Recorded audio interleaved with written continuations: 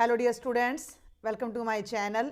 बेटा जी class 10th का प्री बोर्ड एग्ज़ाम हमारा हो चुका है और मैथमेटिक्स बेसिक का पेपर क्लास 10th का आज मैं सॉल्व करवाने जा रही हूँ। जनवरी 2024 प्री बोर्ड नंबर 2 स्टैंडर्ड का सॉल्यूशन मैंने ऑलरेडी करवा दिया है और प्री बोर्ड का जो प्रैक्टिस पेपर बोर्ड ने अपलोड किया था वो भी मैं ऑलरेडी सॉल्व करवा चुकी हूँ। इंस्ट्रक्शंस आप सबको पता होंगी, तो हम अपना जल्दी से सेक्शन नंबर ए पर चलते हैं जिसमें हमारे एक एक नंबर के 20 क्वेश्चन हैं।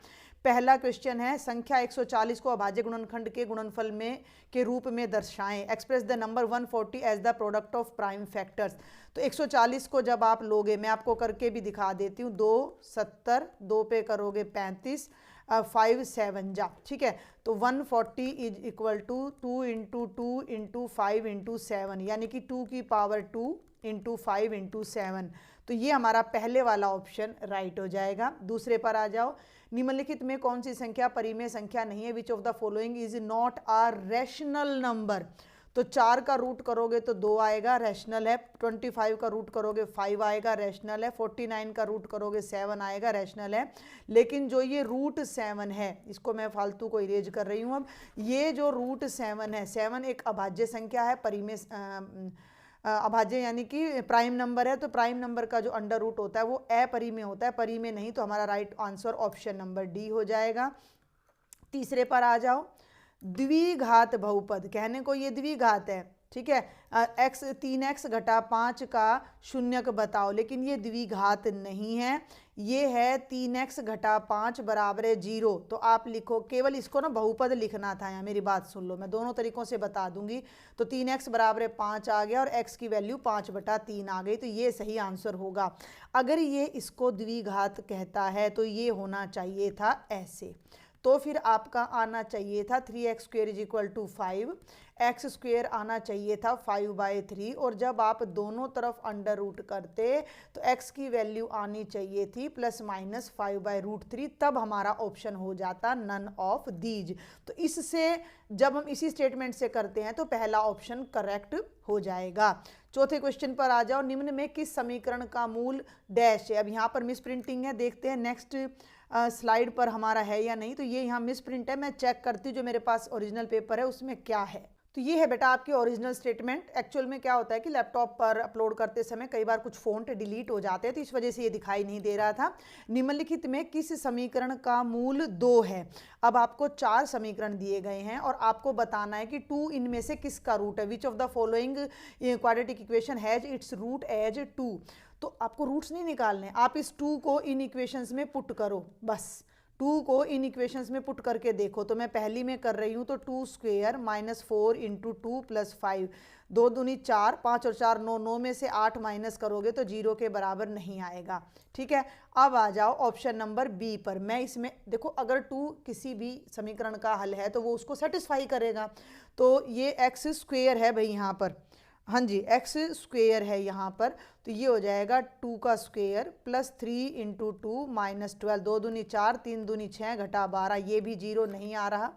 अब आप इस पर फोकस करो, यहाँ मैं x की जगह 2 रखती हूँ, तो 2 इंटू 2² -7 इंटू 2 जमा 6 बराबर है 0 आना चाहिए। 2 दूनी 4 दूनी 8, 7 दूनी 14 जमा 6, 8 और 6 14, और 14 में से 14 माइनस करोगे तो 0 इज इक्वल टू 0 आ रहा है, यानी कि जो हमारा ऑप्शन नंबर सी है वो करेक्ट है। तो इस स्टेटमेंट को आप नोट कर लीजिएगा।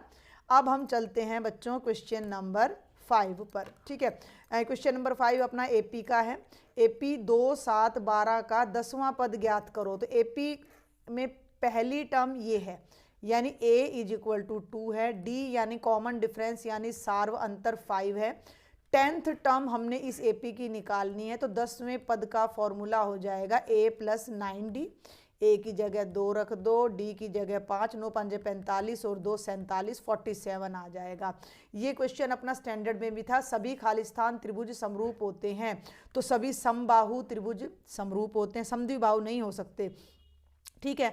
बिंदु 2,3 की मूल बिंदु से कितनी दूरी है? ये देखो यहाँ पर फिर से मिस प्रिंट है, तो मैं यहाँ आपके ऑप्शंस राइट कर देती हूँ। a है 13, b है √13, थोड़ा सा आप भी एडजस्ट कर लीजिएगा, मैंने पहले ध्यान नहीं दिया, मैं डायरेक्ट सॉल्यूशन स्टार्ट करती हूँ।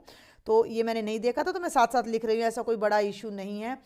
PDF अगर आपको चाहिए इस पेपर की तो मैं टेलीग्राम ग्रुप पर लिंक शेयर कर दूंगी, वो पूरी तरह प्रिंटेड है, उसमें कुछ भी ऐसे गायब नहीं है। ये लैपटॉप कई बार कुछ फ़ॉन्ट्स को कैच नहीं कर पाता है, ठीक है भाई। तो PDF चाहिए तो join me on my Telegram group which is common for all classes. तो मैं बेसिकली 10th 12th का, मैं 9 to 12 वहाँ अपलोड करती रहती हूँ। पॉइंट 2,3 की ओरिजिन से डिस्टेंस कितनी है? आपको कुछ नहीं करना, 2 का स्क्वायर प्लस 3 के स्क्वायर का अंडर रूट कर दो, 4 प्लस 9 का अंडर रूट यानी कि अंडर रूट 13, और ये आंसर आ जाएगा। जब मैंने बेसिक का पेपर कराया तब भी इस तरह का क्वेश्चन आया था। मान लो ओरिजिन है 0 0, P पॉइंट है 2 3, अगर तुम डिस्टेंस फॉर्मूला लगाओगे तो 2 माइनस 0 का स्क्वायर प्लस 3 माइनस 0 का स्क्वायर, 2 माइनस 0 यानी 2 का स्क्वायर, 3 माइनस 0 यानी 3 का स्क्वायर यानी कि रूट 13। बात तो वही हो रही है जो मैंने यहाँ पर की है। तो जब भी ओरिजिन से किसी पॉइंट की डिस्टेंस पूछी जाए, किसी भी पॉइंट की, ये है P2 3, तो कुछ नहीं करना, इसके स्क्वायर और इसके स्क्वायर को प्लस करके अंडर रूट कर दीजिए, you will get the answer. आगे बढ़ते हैं क्वेश्चन नंबर 8 पर। 1 minus tangent square 45 by 1 plus tangent square 45, Hindi और इंग्लिश में सेम है। तो 1 minus tangent square 45 degree by 1 plus tangent square 45, tangent 45 की वैल्यू 1 होती है, तो 1 माइनस 1 का स्क्वायर 1 प्लस 1 का square, 1 minus 1 by 1 plus 1 0 by 2, और आपका आंसर 0 आ जाएगा। 0 पर टिक कर दीजिए। आगे चलो, 5 साइन स्क्वायर ए प्लस 5 कॉस स्क्वायर ए, 5 कॉमन ले लो, ब्रैकेट में आ जाएगा। इसी तरह के क्वेश्चन आपको स्टैंडर्ड में दे रखे थे। Sine square theta plus cos square theta 1 होता है, तो 5 × 1 यानी 5 आ जाएगा आंसर। और देखते हैं 5 कौन सा ऑप्शन है। हम कर रहे हैं क्वेश्चन नंबर 9। तो क्वेश्चन नंबर 9 में 5 यहाँ आ रहा है, ठीक है। Let's do question number 10। Sine A आपको गिवन है, टेंजेंट ए आपने निकालना है। सेम क्वेश्चन स्टैंडर्ड में भी था। साइन ए 3/4 है, इससे पहले आप कॉस ए निकाल लो जो कि होता है 1 माइनस साइन स्क्वायर ए का अंडर रूट। साइन ए 3/4 है, स्क्वायर करोगे 9/16, 16 में से 9 गए 7/16। सेम क्वेश्चन था स्टैंडर्ड में भी, रूट 7/4। कॉस ए आ गया। आपने तो टेंजेंट ए निकालना है जो कि होता है sine A by cos A. Sine A 3/4, cos A root 7/4, 4 से 4 कैंसिल, 3/√7, जो कि आपका ऑप्शन नंबर सी है। क्लियर हो गया। 11th पे चलो। एक बिंदु क्यू से वृत्त की स्पर्श रेखा की लंबाई 24 सेंटीमीटर और केंद्र से दूरी 24, वृत्त की त्रिज्या। Find the point from the point Q the length of tangent of a circle is 24 centimetre and distance Q from centre is this. भाई बहुत सिंपल क्वेश्चन है, सेम क्वेश्चन स्टैंडर्ड में भी था, प्री बोर्ड में। ये एक सर्कल है जिसका सेंटर O है, बाहर ये कोई पॉइंट क्यू है। क्यू से जो टेंजेंट ड्रॉ किया गया है, मान लो QP, तो इसकी लेंथ 24 है, और क्यू की सेंटर से जो डिस्टेंस है वो 25 है। आपने रेडियस निकालना है। रेडियस यहाँ परपेंडिकुलर होता है। पाइथागोरस थ्योरम जब आप लगाओगे तो ये OQ देखो क्या होता है, 7 आएगा इसका answer. Hypotenuse square is equal to base square plus perpendicular. 90 के एंगल के सामने हाइपोटेन्यूज होता है, तो OQ square is equal to OP square plus PQ square. ये हो जाएगा 25 का स्क्वायर, और भैया ये हो जाएगा 24 का स्क्वायर। 25 का 625, 576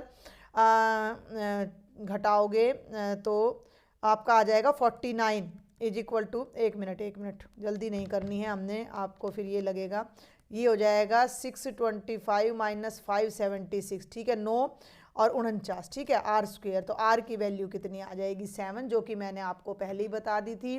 तो जो रेडियस है हमारा वो कितना आ जाएगा 7 सेंटीमीटर। 12वां देखो, एक वृत्त की कितनी स्पर्श रेखाएं हो सकती है, तो अनेक हो सकती हैं। मैं एक बार वेरीफाई करना चाहूँगी कि हम बेसिक का ही पेपर कर रहे हैं ना, इतने सारे क्वेश्चन स्टैंडर्ड से मैच कर रहे हैं। एक वृत्त की अगर पूछता है समानांतर, यही बात मैंने स्टैंडर्ड वालों को बताई थी, तो समानांतर 2 ही होती हैं, लेकिन कितनी स्पर्श रेखाएं होती हैं, तो अनेक होती हैं। लास्ट, इस पेज का लास्ट क्वेश्चन है, क्वेश्चन नंबर 13। बहुत ही आसान है। 7 सेंटीमीटर त्रिज्या वाले वृत्त का क्षेत्रफल, वृत्त का क्षेत्रफल, the area of circle with radius 7 centimetre, pi R square. R 2 बार आएगा, 7 से 7 कट गया, 154 सेंटीमीटर स्क्वायर। 14th पे चलते हैं। लेक्चर्स अच्छे लगते हैं, पसंद आते हैं तो आपने चैनल को सब्सक्राइब जरूर करना है और बेल आइकन को प्रेस कर लीजिए और अपने फ्रेंड्स को भाई शेयर भी करें ताकि टीचर भी मोटिवेट हो कि बच्चे देख रहे हैं तो मुझे और भी हार्ड वर्क करना है। देखो भाई 14th, त्रिज्या आर वाले वृत्त के कोण पी डिग्री वाले त्रिज्या खंड का क्षेत्रफल। त्रिज्या खंड का क्षेत्रफल होता है थीटा बटे 360 गुणा पाई आर स्क्वेयर। तो थीटा की जगह तो पी आ जाएगा बटे 360 और रेडियस की जगह छोटे आर की जगह बड़ा आर, और ये आंसर ढूंढ लो कहाँ है, theta by 360 into pi R square, option number D. शंकु के आयतन का सूत्र, वॉल्यूम ऑफ कोण होती है 1/3 पाई आर स्क्वेयर एच। 16वां, पहली 5 प्राकृत संख्याओं का माध्य है। तो पहली 5 फर्स्ट 5 नेचुरल नंबर्स का मीन, तो पांचों को ऐड करके 5 से डिवाइड कर दो, 5 4 9 3 12 13 14 और 1 15, 15/5 यानी 3 आ जाएगा, ऑप्शन नंबर ए। निम्न आंकड़ों का 17वां करवा रही हूँ मैं, बहुलक ज्ञात करो। तो कौन आ रहा है सबसे ज्यादा बार, 3 आ रहा है, 1 2 3 बार, 3 तो 3 बार आ रहा है, 1 2 ही बार आ रहा है, तो बहुलक 3 आ जाएगा। बहुत सिंपल पेपर है ना। 18th पे आ जाओ। निम्नलिखित में से कौन किसी घटना की प्रायिकता नहीं हो सकती, विच of the following can not be the probability. तो प्रोबेबिलिटी ना तो नेगेटिव होती है ना 1 से बड़ी होती है, ये नेगेटिव आंसर है तो ये पॉसिबल नहीं है, तो ये हमारा आंसर हो जाएगा। और अब हमारे 2 रह जाते असर्शन रीजन के क्वेश्चन। ये सेम अपना उसमें दे रखा था आपका, मतलब थोड़ा बहुत 19-20 चेंज कर रखा है स्टैंडर्ड में। तो 19th में आपको एक अभिकथन गिवन है, एक तर्क गिवन है, यानी एक असर्शन गिवन है और एक रीजन। पहले दोनों की ट्रुथ चेक करेंगे। अभिकथन पढ़ो, वर्गमूल 3 एक अपरिमेय संख्या का, मैं इंग्लिश में भी बता दूंगी, उदाहरण है, बिल्कुल सही है। सभी धनात्मक पूर्णांकों के वर्गमूल अपरिमेय होते हैं, बिल्कुल गलत है। 4 पॉजिटिव है, 4 का वर्गमूल करोगे 2 आएगा, जो कि अपरिमेय नहीं है, जो कि अपरिमेय नहीं है, यानी कि ये गलत है। असर्शन सही है, रीजन गलत है। तो आप देख लो आपका आंसर क्या होना चाहिए, असर्शन सही है, रीजन गलत है, तो आपका आंसर होना चाहिए 19वें का option number C. Same question standard math के प्री बोर्ड में था। 20वें पे आ जाओ। बिंदु 0,2 वाई अक्ष पर स्थित है, बिल्कुल वाई अक्ष पर ही है, ये 0 ये 1 और ये 2, तो इसके कोऑर्डिनेट्स 0,2 होंगे, तो ये सही है, सत्य है, ट्रू है। वाई अक्ष पर किसी भी बिंदु का एक्स निर्देशांक 0 होता है, यानी कि वाई अक्ष पर अगर हम कोई पॉइंट लेते हैं तो वहाँ एक्स की वैल्यू 0 होती है, ये भी सही है। ए ट्रू है, आर ट्रू है, और ये वाला ऊपर वाले की सही एक्सप्लेनेशन दे रहा है, तो ऑप्शन नंबर ए करेक्ट हो जाएगा। जल्दी से इन दोनों को मैं 1 मिनट लगाऊंगी, इंग्लिश मीडियम में और बता देती हूँ। 19th में देखो ये क्या कह रहा है, √3 is an example of an irrational number, true है। The square root of all positive integers, जितने भी पॉजिटिव इंटीजर है उनका स्क्वेयर रूट इरेशनल होता है, नहीं, 4 का स्क्वेयर रूट 2 है जो कि इरेशनल नहीं है, तो ये फॉल्स है, तो इसका आंसर हो जाएगा ऑप्शन नंबर सी। 20th पे आ जाओ। The point 0,2 lie on Y axis आएगा, ये पीछे हम देख चुके हैं, तो ये ट्रू है। X coordinate on the point of Y axis is 0, ये भी ट्रू है। और reason is the correct explanation of assertion, तो इसका राइट ऑप्शन ए हो जाएगा। ये था बच्चों कंप्लीट सेक्शन नंबर ए। अब जल्दी से आ जाओ सेक्शन नंबर बी पर, जिसमें आपके 2 मार्क्स के क्वेश्चन है। Solve the following pair of linear equations, निम्नलिखित रैखिक समीकरण युग्मों को हल करो। तो बड़ा ही आसान मुझे दिख रहा है ये वाला क्वेश्चन, अपने स्टैंडर्ड वाले में बड़ा अटपटा सा था, वहाँ मैंने गलत भी कर दिया था उसको, जिसकी PDF मैंने बाद में टेलीग्राम पर डाल दी थी। ये दोनों के कोफिशिएंट्स मैच कर रहे हैं, हम लगाएंगे एलिमिनेशन मेथड यानी कि विलोपन विधि। तो इनको क्या कर लो, घटा लो। तो यहाँ माइनस, यहाँ प्लस और यहाँ प्लस, यहाँ लिखना होता है ऑन सब्ट्रैक्टिंग, घटाने पर। 2x से 2x कैंसिल, 3 + 4 7y, और 24 और 11 35 होता है, 7 से डिवाइड करोगे 7 5 35, y की वैल्यू 5 आ जाएगी। y की वैल्यू को कहीं भी रख दीजिए, 2x + 3y = 11 में रख दो y की वैल्यू, x की वैल्यू आ जाएगी। तो 2x, y की जगह 5 रखोगे तो 3 × 5 = 11, 3 5 15 बराबर है 11, 15 को राइट साइड में ले जाओ, 11 में से घट जाएगा, तो 2x बराबर है -4, 4 को 2 से करोगे तो x की वैल्यू -2, y 5 x -2। आप इसमें पुट करके भी देख सकते हो, 2 x की जगह मैं रख रही हूँ -2, -4, 4 की जगह मैं रख रही हूँ 5 आ गया, -4 -20 -24 आ गया, यानी कि ये आंसर हमारा बिल्कुल सही है। अब नेक्स्ट क्वेश्चन पर चलते हैं। कोई डाउट है, कोई क्वेरी है, मुझे कमेंट बॉक्स में लिख सकते हो, टेलीग्राम पे ज्वाइन कर सकते हो, ठीक है। त्रिभुज पी क्यू आर की भुजाओं पी आर और क्यू आर पर एस और टी इस प्रकार बिंदु हैं कि कोण पी कोण आर टी एस के बराबर है, तो दिखाएं कि ये दोनों त्रिभुज समरूप हैं। S and T R points on the sides P R and Q R, ध्यान देना, of triangle P Q R. कोई ट्राइंगल है जिसका नाम है पी क्यू आर, और पी आर साइड पर एस पॉइंट है, पी आर साइड ये है, यहाँ पर मैंने कोई एस पॉइंट ले लिया, ऊपर लेना चाहो तो ऊपर ले सकते हो, ये मैंने एस पॉइंट ले लिया, और क्यू आर पर टी पॉइंट, क्यू आर पर टी पॉइंट, क्यू आर पर कहीं भी लेना चाहो, यहाँ ले लो, बीच में ले लो, कोई दिक्कत नहीं, टी पॉइंट ले लिया। तो एंगल पी यानी कि ये वाला एंगल और आर टी एस बिल्कुल डिट्टो, क्वेश्चन आपको स्टैंडर्ड में दे रखा था, वहाँ नाम बदल दिया था। ये दोनों एंगल्स आपके इक्वल है, उसमें ए बी सी था, यस ए बी सी था, देख लेना, स्टैंडर्ड का पेपर मैंने करवाया है।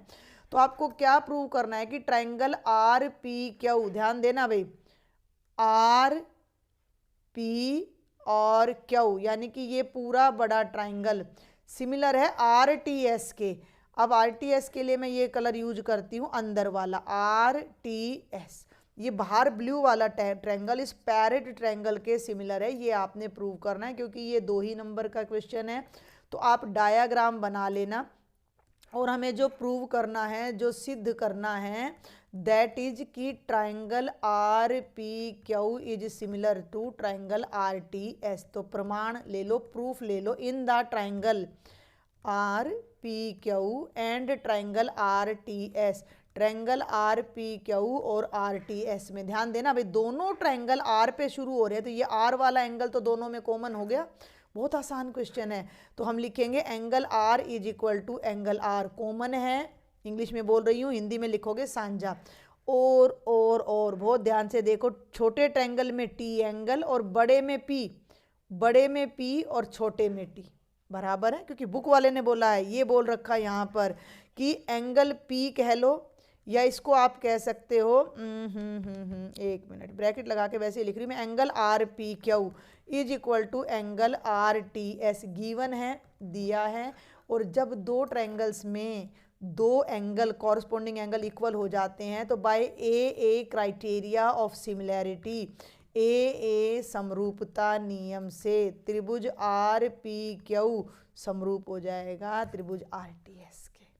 आसान था, स्टैंडर्ड में भी था, ओहो ये तो बिल्कुल पेपर ही लगभग उन्होंने वैसे का वैसा दे रखा, ये 23rd भी स्टैंडर्ड में था। सिद्ध कीजिए कि ये 3 नंबर में था स्टैंडर्ड में, किसी वृत्त के परिगत समानांतर चतुर्भुज समचतुर्भुज होता है, कल ही मैंने ये लेक्चर में डाला है। देखो टीचर को तो एक ही क्वेश्चन कितनी बार कराना पड़ रहा है ना, तो हमारी प्रैक्टिस हो जाती है, आप भी बार बार करोगे तो आपकी भी हो जाएगी। किसी वृत्त के परिगत, ये एक वृत्त है, ठीक है, इसके बाहर एक पैरेललोग्राम है, समानांतर चतुर्भुज बनाया गया है, ये बना दिया भाई मैंने, एक समानांतर चतुर्भुज बन गया कि नहीं बन गया, लगभग बन ही गया है, थोड़ी बहुत कमी रह गई होगी तो उसको आप देख लीजिएगा, क्योंकि हमें डायग्राम की इतनी कोई एग्जैक्ट यहाँ वो नहीं होता, ये रहा, ठीक है।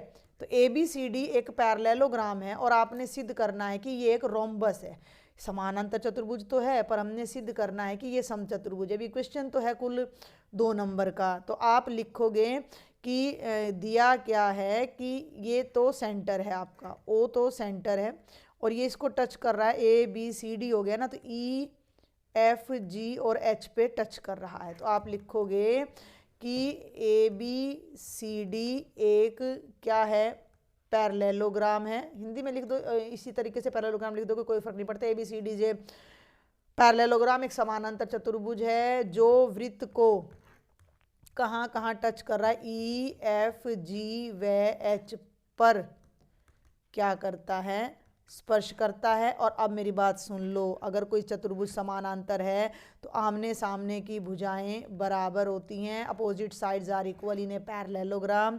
तो A B is equal to C D and A D is equal to B C. हमें एक्चुअल में प्रूव क्या करना है, हमें प्रूव करना है कि ए बी सी डी एक रोम्बस है, यानी समचतुर्भुज है। और रोम्बस का मतलब होता है कि चारों की चारों साइड्स इक्वल होनी चाहिए। A B is equal to B C is equal to C D is equal to D A होना चाहिए। अब सुनो ध्यान से, दिमाग लगाओ, ये वाली साइड इसके इक्वल है। अगर मैं ए बी को बी सी के बराबर दिखा दूँ, अगर मैं इन दोनों को बराबर दिखा दूँ, सुनना ध्यान से, अगर मैं ए बी को बी सी के बराबर दिखा दूँ तो अब ए बी तो पहले से सी डी के इक्वल है, ठीक है, और बी सी पहले से ए डी के इक्वल है। सुन रहे हो? तो ये दोनों भी इक्वल हो जाएंगे और चारों की चारों इक्वल हो जाएंगे। जब चारों इक्वल हो जाएंगी तो ये एक रोम्बस यानी कि समचतुर्भुज बन जाएगा। इसके लिए आप क्या यूज करोगे, आप एक छोटा सा रिजल्ट यूज करोगे कि किसी भी सर्कल पर आउटर पॉइंट से जब हम टेंजेंट खींचते हैं तो उनकी लंबाई बराबर होती है। आउटर पॉइंट से आज ही मेरा लेक्चर अपलोड हुआ है, उसमें भी मैंने ये कराया हुआ है कि मान लो ये पी है तो पी क्या और पी आर की जो लेंथ है वो बराबर होगी। अब इसमें ध्यान से देखो, ये है अपना पॉइंट बी और बी से टेंजेंट बी ई और बी एफ डल रहा है, ठीक है। तो मैं थोड़ा शॉर्ट में ही लूँगी, एक बार आप लिख देना। तो B E is equal to B F. C से देखो तो C F is equal to C G. एक बात का ध्यान रखना, एफ एफ एक तरफ लेना, एच एच एक तरफ, जी जी एक तरफ, ई ई एक तरफ। अब आप लो डी से, हैं, तो डी से लोगे तो डी एच और डी जी बराबर हैं, तो यहाँ डी एच ले लो और ये डी जी ले लो। और ए से लोगे तो ए एच और ए ई बराबर हैं, ई इधर है,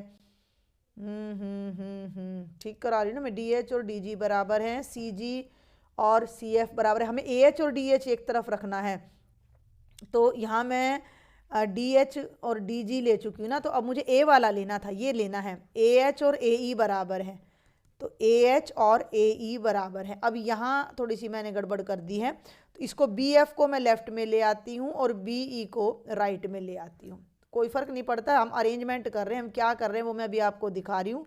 एफ एफ और एच एच एक तरफ, ई ई और जी जी एक तरफ, इन चारों को जोड़ दो। लेफ्ट में लेफ्ट जोड़ो, राइट में राइट जोड़ो and we are done. Left में लेफ्ट जोड़ोगे तो ये बन गया B F plus C F plus D H plus A H is equal to B E plus C G plus D G plus A E. B F plus C F एक देख लीजिए आप, B F ये वाला, C F मिलकर B C बन जाएगा। तो ये तो अपना बन गया बी सी, ये अपना बन गया ए डी, इन दोनों को मिलाओगे तो ए बी और इन दोनों को मिलाओगे तो सी डी। अब सुन लो बात, ए बी और सी डी तो बराबर हैं, तो इनकी जगह में A B plus A B लिख दूँ। 3 नंबर में था ये, स्टैंडर्ड में 3 का ही क्वेश्चन है ये। और ए डी की जगह में लिख दूँ B C, B C plus B C 2BC, AB plus AB 2AB, 2 से 2 कट गया, BC और AB इक्वल आ गए। लेकिन AB तो CD के इक्वल है, BC तो AD के इक्वल है, तो चारों की चारों साइड्स इक्वल हो गई और ये एक रोम्बस बन जाएगा। लिख लेना इस बात को, समचतुर्भुज बन जाएगा। स्टैंडर्ड वाले पेपर में भी सेक्शन सी में आप देख सकते हो, कल ही वीडियो मैंने अपलोड की है। अब चलते हैं इसके क्वेश्चन नंबर 24 पर।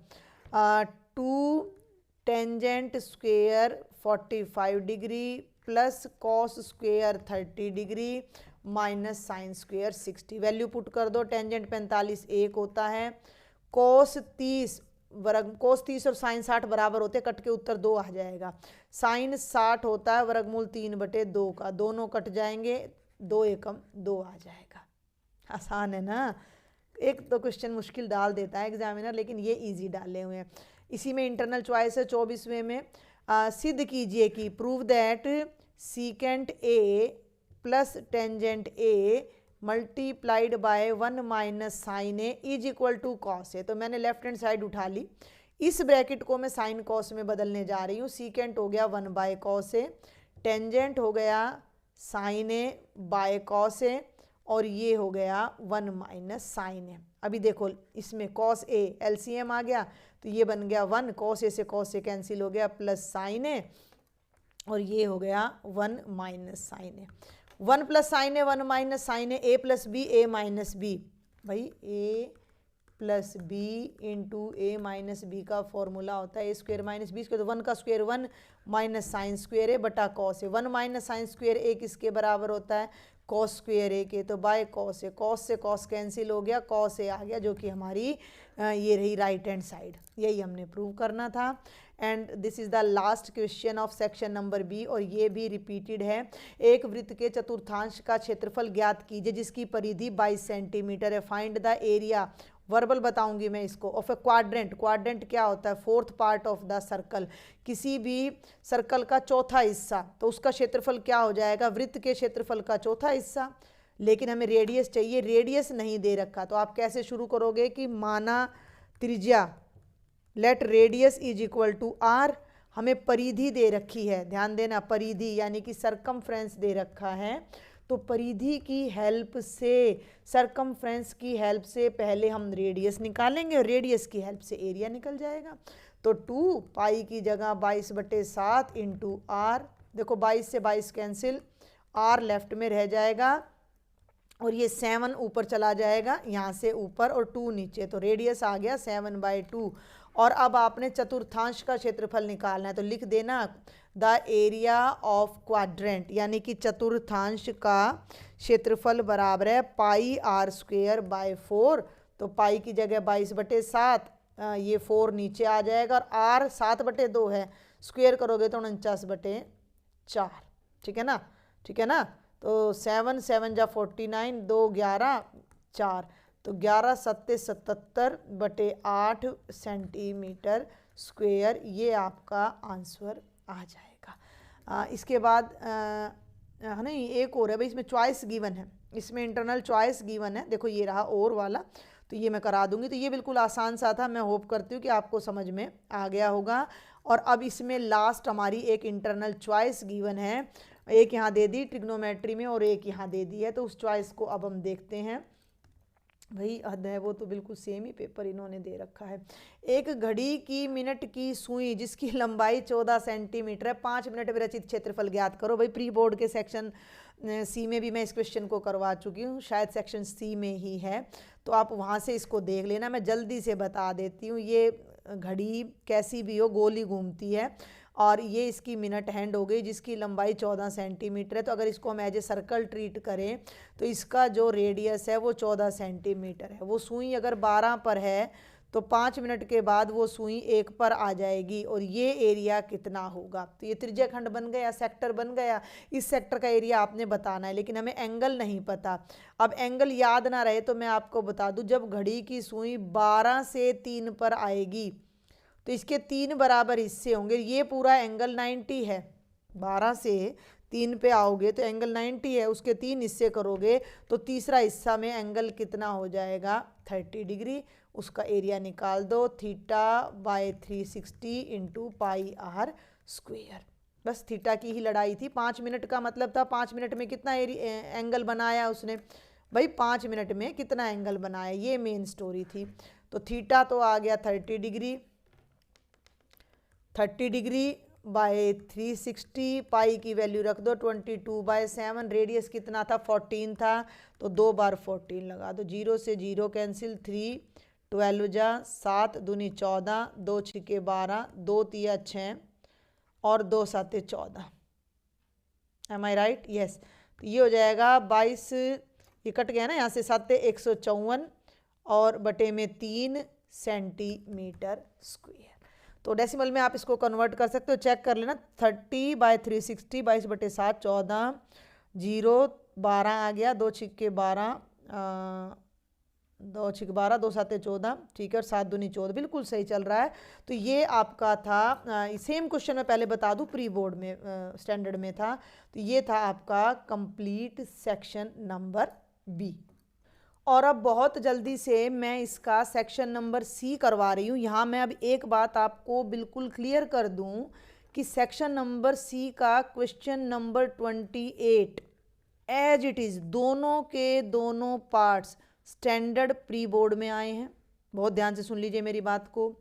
और क्वेश्चन नंबर 30 के दोनों part as it is standard maths में आए हैं, और question number 31 as it is standard maths में अपना आया हुआ है। तो ये 3 क्वेश्चन मैं नहीं करवाऊंगी, आप इनको प्री बोर्ड जो स्टैंडर्ड का मैंने सॉल्व करवाया उसके सेक्शन नंबर सी से आप उसको चेक कर सकते हैं। अभी आज ही मैंने उसको अपलोड किया है, उसका लिंक मैं आपको डिस्क्रिप्शन बॉक्स में डाल दूंगी। चलिए, तो बहुत जल्दी हमारा कवर हो जाएगा। सिद्ध कीजिए वर्गमूल 2 एक अपरिमेय संख्या है। 3 नंबर का क्वेश्चन है, बहुत ही आसान है, बार बार रिपीट होता है। हम कहाँ से शुरू करेंगे? माना वर्गमूल 2 अपरिमेय नहीं है। Let root 2 is not an irrational number. कोई नंबर है उसको इरेशनल प्रूव करना है तो कॉन्ट्राडिक्शन ले ली कि वो इरेशनल नहीं है। अब रियल नंबर 2 ही तरह के होते हैं, परिमेय अपरिमेय या रैशनल इरेशनल। इसका मतलब रूट 2 कैसी संख्या हो गई? रूट 2 एक परिमेय संख्या हो गई। परिमेय संख्या हो गई तो हम उसको p बाय क्यू की फॉर्म में लिख सकते हैं, जहां p व क्यू सह अभाज्य पूर्णांक हैं। Where p and q are coprime integers. Coprime का मतलब है कि उनका साझा गुणनखंड 1 है और q 0 के इक्वल नहीं है। अगले स्टेप में आप क्या करते हो? आप दोनों तरफ स्क्वायर करते हो, ठीक है, दोनों तरफ स्क्वायर करते हो तो ये आ जाता है 2 is equal to P square. Q square cross multiply करते हैं तो 2 Q square is equal to P square. और पी स्क्वायर के 2 फैक्टर हो रहे हैं, 2 एंड क्यू स्क्वायर, तो यहाँ मैं लिख सकती हूँ कि P square is divisible by 2, यानी कि पी स्क्वायर 2 से पूरा भाग होता है। पी स्क्वायर 2 से पूरा मैं इंग्लिश में भी साथ साथ बता रही हूँ भाई, यहाँ आपको होता है। तो जब किसी प्राइम नंबर का स्क्वायर, किसी नंबर का स्क्वायर जब प्राइम से डिवाइड होता है तो वो नंबर भी उससे डिवाइड होता है, तो p भी 2 से पूरा भाग होगा। और जब p 2 से भाग होगा तो p 2 का मल्टीपल होगा, जिसे हम 2m कहेंगे। इस रिजल्ट को 1 नाम दे दो, इसको 2 नाम दे दो। अब p की इस वैल्यू को सेकंड में पुट कर दो, p की जगह 2m पुट कर दो सेकंड में। इसकी डिटेल्ड प्रूफ चाहिए, बहुत सारे लेक्चर्स मैं करवा चुकी हूँ, सैम्पल पेपर्स करवा दिए हैं सारे, आपके प्रैक्टिस पेपर 1 रह रहा है उसको करवा दूंगी, रिपीटेड क्वेश्चन ही आएंगे। और मैं प्रीवियस ईयर आपका लास्ट ईयर मैंने सुपर फास्ट डिवीजन कराया था, उसमें भी इस टाइप के कई क्वेश्चन एक साथ कराए थे। तो डिटेलिंग तो वहीं से चेक करने, जो बच्चा पहली बार देख रहा है उसको तो अभी समझ नहीं आएगा। तो ये वैल्यू को सेकेंड में पुट करेंगे। अब सेकेंड है 2 क्यू स्क्वायर, p की जगह मैं यहाँ रख रही हूँ 2m, तो ये हो गया 2 Q square is equal to 4m square, 2 दूनी 4, Q square is equal to 2m square. तो यहाँ से भी क्यू के ये 2 फैक्टर हो गए, तो यहाँ भी हम लिखेंगे क्यू स्क्वायर 2 से पूरा भाग होता है। Q square is divisible by 2, तो Q is also divisible by 2, Q भी 2 से पूरा भाग होगा। अब सुनो मेरी बात, यहाँ इसको नाम दे दो नंबर 3, इसको नाम दे दो नंबर 4। नंबर 3 में हम कह रहे हैं कि p 2 से डिवाइड हो रहा है, यहाँ हम कह रहे हैं कि q 2 से डिवाइड हो रहा है, यानी कि इक्वेशन नंबर 3 व 4 से क्या आ गया कि p और q दोनों ही 2 से डिवाइड हो रहे हैं, तो दोनों का कॉमन फैक्टर 2 है। 2 is a common factor of p and q, तो p और q का जो साझा गुणनखंड है वो 2 आ गया, जो कि गलत है, क्योंकि इक्वेशन नंबर 1 में हम उनको को प्राइम कह रहे हैं, सहअभाज्य कह रहे हैं। को प्राइम नंबर वो होते हैं जिनका कॉमन फैक्टर 1 होता है, जो कि समीकरण नंबर 1 को गलत सिद्ध करता है, विच कॉन्ट्राडिक्ट्स इक्वेशन नंबर 1। भाई इक्वेशन नंबर 1 में हम इनको को प्राइम कह रहे हैं। को प्राइम का मतलब है दोनों नंबर ऐसे हैं जो केवल 1 से डिवाइड होते हैं। यहाँ हम कह रहे हैं कि दोनों नंबर 2 से भी डिवाइड हो रहे हैं, तो हम अपनी बात को गलत कह रहे हैं। तो आवर अजम्पशन इज रोंग, हमारी कल्पना गलत है। और हमने क्या कल्पना कर ली थी शुरू में? हमने अपने दिमाग से सोचा कि ये अपरिमेय नहीं है, जो कि हमने बिल्कुल गलत सोचा। इसका मतलब वर्गमूल 2 एक कैसी संख्या हो गई? अपरिमेय संख्या है। क्लियर हो गया? तो ये बहुत सिंपल सा क्वेश्चन था। अब हम आ जाते हैं क्वेश्चन नंबर 27 पर। एक द्विघात बहुपद ज्ञात कीजिए। इसका ना इंग्लिश वर्जन भी मिटा हुआ है। एक द्विघात बहुपद ज्ञात कीजिए, मैं चेक कर लेती हूँ स्टेटमेंट, जिसका एक शून्यक 8 है और शून्यकों का गुणनफल -56 है। हम बात कर रहे हैं क्वेश्चन नंबर, हाँ जी बिल्कुल सही है। हमें एक द्विघात बहुपद ज्ञात करना है। देखो मैं आपको बता दूं, हमें एक क्वाड्रेटिक पॉलिनोमियल फाइंड करना है जिसका एक रूट तो 8 है, तो मान लिया अल्फा तो 8 है, दूसरा रूट बीटा है। अल्फा और बीटा की जो प्रोडक्ट है वो -56 है, तो अल्फा की जगह 8 रखो, बीटा बराबर है -56, बीटा इज इक्वल टू -56/8, 8 7 56, दोनों शून्यक आ गए, दोनों जीरोज आ गए, अल्फा 8 आ गया, बीटा -7 आ गया। अब जब हमें किसी भी क्वाड्रेटिक पॉलिनोमियल के दोनों जीरोज पता लग गए तो हम पॉलिनोमियल निकाल सकते हैं। पहले हम इनका सम निकाल लेते हैं, अल्फा प्लस बीटा यानी 8 -7 1 आ गया, प्रोडक्ट उसने दे ही रखी है -56, बहुपद क्या बनेगा x² माइनस k लगाते हैं वैसे हम, लेकिन उसने कहा एक बहुपद, तो एक बहुपद तो ये हो जाएगा। इन जनरल अगर कई सारे बहुपद निकालने हो, ऐसे बहुत सारे हो सकते हैं, तो हम ये ले लेते हैं, लेकिन इस k को हम 1 लेके और अपना यही वाली फॉर्म ले लेते हैं, तो गलत नहीं होगा। x² माइनस 1x माइनस 56 यानी कि x² माइनस x माइनस 56 हमारा आंसर आ जाएगा। जनरली कई क्वेश्चन में क्या करते हैं कि दोनों के दोनों बहुपद दे देते हैं तो आपको पॉलिनोमियल बनाना है, दोनों के दोनों शून्यक दे देते हैं तो आपको पॉलिनोमियल बनाना है, या उनका सम और प्रोडक्ट दे देते हैं तो बनाना है। लेकिन इसमें एक पॉलिनोमियल दे दिया और प्रोडक्ट दे दी, तो प्रोडक्ट की हेल्प से हमने दूसरा एक शून्यक दे दिया और प्रोडक्ट दे दी, तो प्रोडक्ट की हेल्प से हमने दूसरा शून्यक ज्ञात कर लिया। ठीक है भाई, तो ये भी बहुत आसान था। क्वेश्चन नंबर 28 में फिर से बता दूं कि जो स्टैंडर्ड का प्री बोर्ड 2 हुआ है डिट्टो ये का ये है, तो भाई अब मैं दोबारा नहीं कराऊंगी, वहीं से आप देखेंगे। अब आप आ जाइए क्वेश्चन नंबर 29 पर। सिद्ध कीजिए कि दो सकेंद्रित वृत्तों में बड़े वृत्त की जीवा जो छोटे वृत्त को स्पर्श करती है स्पर्श बिंदु पर समद्विभाजित होती है। Prove that the two concentric circles, the chord of the larger circle which touches the smaller circle is bisected at the point of contact। सबसे पहले बनाते हैं डायग्राम। दो कॉन्सेंट्रिक सर्कल हैं, दो सकेंद्रीय वृत्त हैं, दो ऐसे वृत्त हैं जिनका सेंटर सेम है। तो हमने मान लिया कि दो सकेंद्रीय वृत्त हैं जिनका सेंटर O है। बड़े वृत्त की जीवा, the code of the larger circle, larger circle पर बहुत सारी, देखो ये भी लार्जर की कोड है, ये भी लार्जर की कोड है, ये भी लार्जर की कोड है, लेकिन हमें बड़े सर्कल की ऐसी जीवा लेनी है जो छोटे की स्पर्श रेखा हो। थोड़ा सा और नीचे से लेना चाहूँगी, ये ठीक है। तो ए बी जो है वो बड़े सर्कल की तो कोड है, लेकिन छोटे को एम पॉइंट पर टच कर रही है, विच touch is the smaller circle, जो छोटे को स्पर्श करती है। तो आपने बताना है कि वो जीवा स्पर्श बिंदु पर समद्विभाजित होती है, that is bisected at the point of contact, यानी एम जो है वो ए बी का मध्य बिंदु है, मिड पॉइंट है, ये आपने बताना है। गिवन ओ केंद्र वाले दो वृत्तों में ए बी बड़े वृत्त की जीवा है, जो मैं इंग्लिश में भी बता दूंगी, जो छोटे 3 नंबर का है ना, ये वृत्त को एम पर स्पर्श करती है। In two concentric circles with center at O, in two concentric circles with center at O, AB is the chord of larger circle which touches the smaller circle at the point M. To show, सिद्ध क्या करना है कि M मध्य बिंदु है, यानी AM is equal to MB। प्रमाण से पहले आप एक प्रूफ से पहले आप एक कंस्ट्रक्शन करोगे, O को A से मिलाओगे, M से मिलाओगे, और O को कहाँ जा रही है ये लाइंस, O को M से मिलाओगे और O को B से मिलाओगे। हो गया। तो join join the point O to A, B and M। O बिंदु को A, B व M से मिलाया। क्लियर हो गया। अब आ जाओ फटाफट एक छोटे से प्रूफ पर। ये देखो बच्चों, ये जो लेफ्ट वाला ट्राइंगल है और राइट वाला, इनको हमने कॉन्सेंट्रिक प्रूव सिमिलर प्रूव करना है, काफ़ी देर हो गई ना।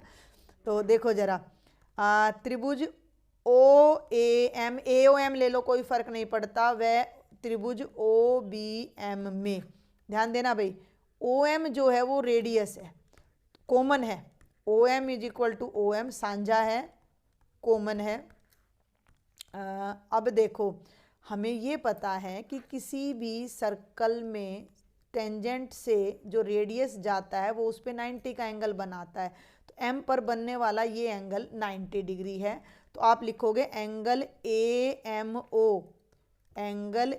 M O is equal to angle B M O. यहाँ आप कारण लिख देना, मैं नहीं लिखूंगी। स्पर्श रेखा से जाने वाली त्रिज्या स्पर्श रेखा पर लंब होती है। The radius from the point of contact to a tangent is perpendicular to the tangent. और अब ये देखो ओ ए और ओ बी, ये दोनों बड़े वृत्त की क्या हैं, त्रिज्याएं हैं, तो ये दोनों भी क्या हो जाएंगी, मैं ये चाह रही थी कि यहीं आ जाए, थोड़ा ऊपर कर लेते हैं ऐसे। तो अब हम यहाँ लिखेंगे O A is equal to O B, ये दोनों क्या हो गई, बड़े वृत्त की त्रिज्याएं, बड़े वृत्त की त्रिज्याएं, radius of the larger circle. ठीक है, O A is equal to O B आ गया, ये तीनों। अब ये भुजा इसके बराबर हो गई, ये कॉमन हो गई, ये एंगल 90 है, तो कौन सा रूल लगेगा, RHS case of congruency of triangle, similar नहीं बल्कि सर्वांग सम, हम इसको प्रूव करेंगे कॉन्ग्रुएंट। RHS सर्वांग समता नियम से, RHS सर्वांग समता नियम से ट्राइंगल OAM समरूप सर्वांग सम है ट्राइंगल OBM के। और जब दो ट्राइंगल सिमिलर हों तो उनके बाकी बचे हुए पार्ट्स भी इक्वल हो जाएंगे, तो जो हमारा AM है वो BM के इक्वल हो जाएगा। एंड हैंस प्रूव्ड, यही हमने प्रूव करना था। आप देख सकते हो bisected at the point of contact, बिल्कुल सिंपल है, कुछ भी नहीं है इसके अंदर। दोनों ट्राइंगल्स सिमिलर हैं क्योंकि ये साइड इसके इक्वल है, रेडियस है, ये कॉमन है, और ये दोनों एंगल 90 ट्राइंगल कॉन्ग्रुएंट हो गए, तो AM BM के बराबर आ गया। और अब मेरी बात सुन लो, बस ये मेरी तरफ से तो ये सेक्शन यहाँ पर हो जाता है, फिर भी मैं आपको बता दूं कि जो क्वेश्चन नंबर 30 है बिल्कुल एज इट इज, एक मतलब डिजिट भी इधर से उधर नहीं हो रही है, स्टैंडर्ड के प्री बोर्ड में ही आया हुआ है। क्लियर है, मैंने अभी आज ही वीडियो डाला था। और ये जो क्वेश्चन नंबर 31 है ये भी हमारे स्टैंडर्ड के प्री बोर्ड में आया हुआ था, तो इनको भी आपने वहीं से सॉल्व करना है। क्लियर। और ये मैं आज का तो लेक्चर यहीं कंक्लूड करूँगी, और नेक्स्ट लेक्चर में देखेंगे इनमें से कोई क्वेश्चन अगर वहाँ से रिपीट हो रहा होगा तो ठीक है, नहीं तो मैं इनका सॉल्यूशन अलग से आपको कराऊंगी। तो ये आज के वीडियो में मैंने आपको सेक्शन नंबर ABC कराए हैं। हेल्पफुल रहें तो प्लीज़ डू शेयर। सब्सक्राइब नहीं किया है तो कर लीजिए। टेलीग्राम पर आप मुझे कांटेक्ट कर सकते हो, व्हाट्सएप ग्रुप भी बना रखा है, कोई भी प्रॉब्लम है तो शेयर करें। Thank you.